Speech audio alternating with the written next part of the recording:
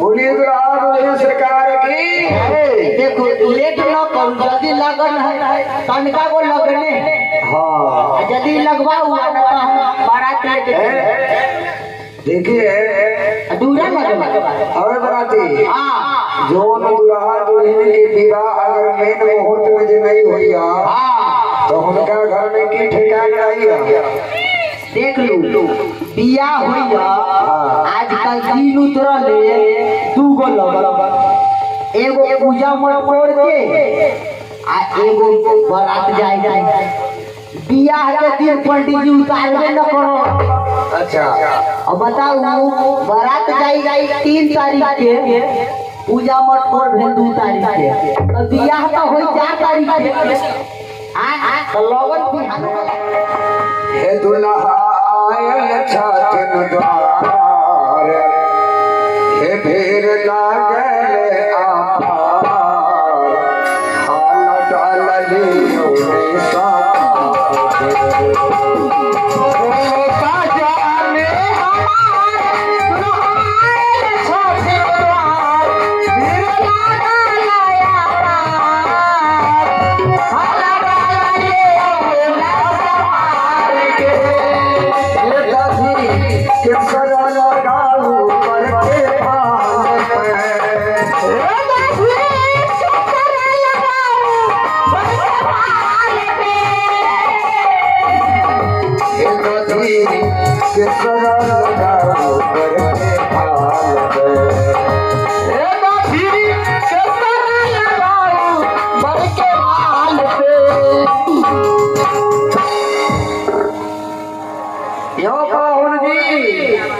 क्या बात है? क्या बात है सरकार।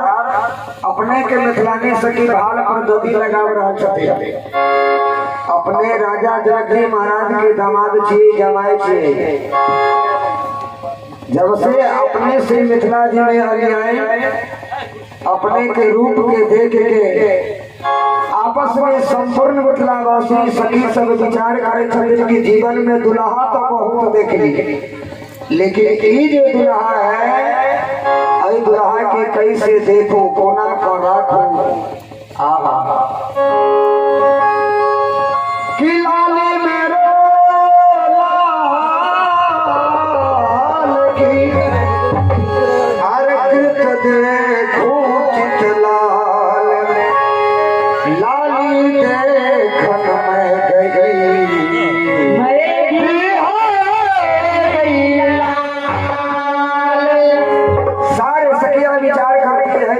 अपन अपन दिल आई पाहुन सरकार के दादा